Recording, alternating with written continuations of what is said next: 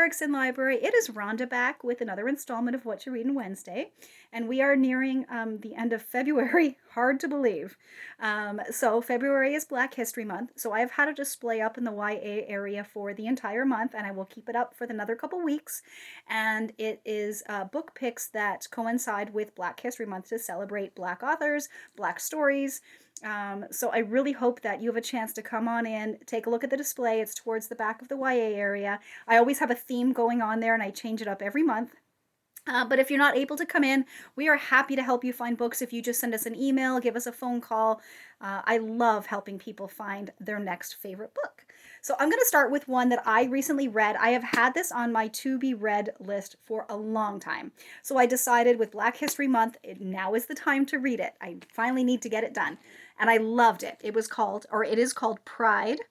And the cover is just gorgeous. There's a little bit of reflection there, but it's actually like a piece of art. It's just beautiful. And ironically, I was actually on a Zoom program today to hear this author speak about this book. It's by Ibi Zobadai. And so again, called Pride. And I'm a big Jane Austen fan. I actually belong to the Jane Austen Society of North America, the Iowa division. And this is actually a Pride and Prejudice remix. So it's a modern retelling of Pride and Prejudice, which I thought was amazing. So I'll give you a little background on it. Zuri Benitez has pride, Brooklyn pride, family pride, and pride in her Afro-Latino roots. But pride might not be enough to save her rapidly gentrifying neighborhood from becoming unrecognizable. When the wealthy Darcy family move in across the street, Zuri wants nothing to do with the two teenage sons, even as her older sister Janae starts to fall for the charming Ansley. She especially can't stand the judgmental and arrogant Darius. Yet, as Zuri and Darius are forced to find common ground, their initial dislike shifts into an unexpected understanding. But with four sisters pulling her in different directions, cute boy Warren vying for her attention, and college applications hovering on the horizon, Zuri fights to find her place in Bushwick's changing landscape or to lose it all.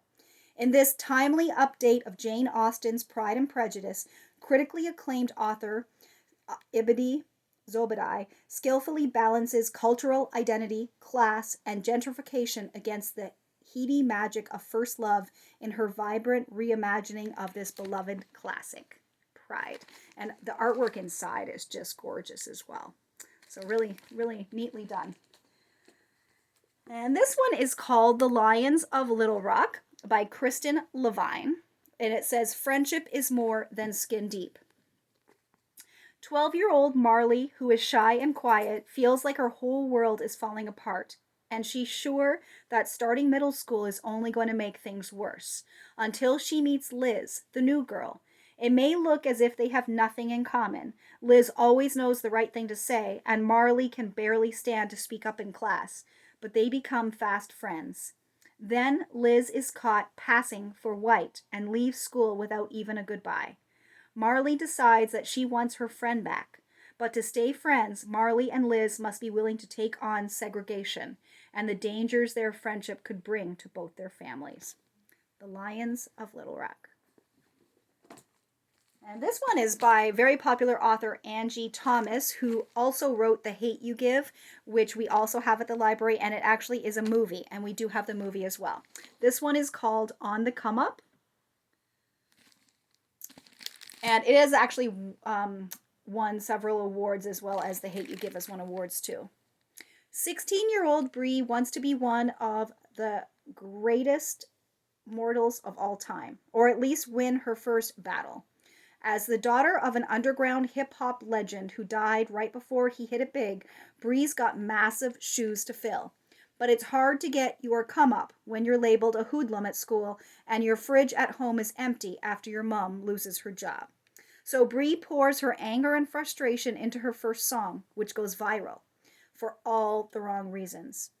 Bree soon finds herself at the center of a controversy, portrayed by the media as more menace than MC. But with an eviction notice staring her family down, Bree doesn't just want to make it, she has to make it, even if it means becoming the very thing the public has made her out to be. On the come up. Dreamland Burning.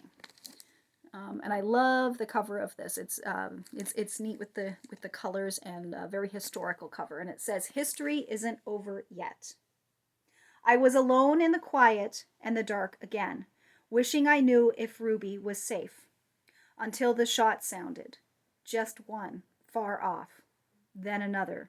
Two after that. Then so many shots that I couldn't count. And I stood there with my gun in my hands, frozen with fear and numbed by a sudden overwhelming awareness of just how fragile the life I really knew was.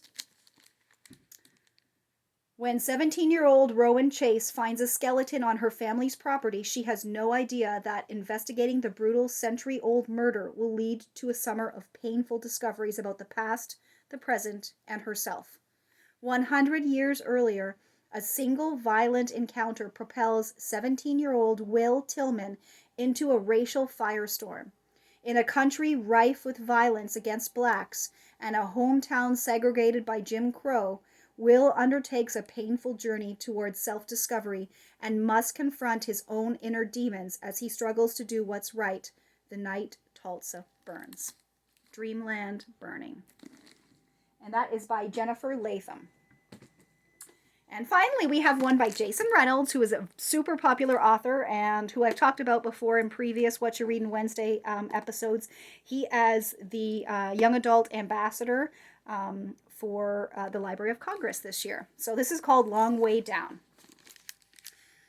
60 seconds, 7 floors, 3 rules, 1 gun. Will's older brother Sean has been shot, dead. Will feels a sadness so great he can't explain it. But in his neighborhood, there are the rules. Number 1, crying. Don't, no matter what. Number 2, snitching.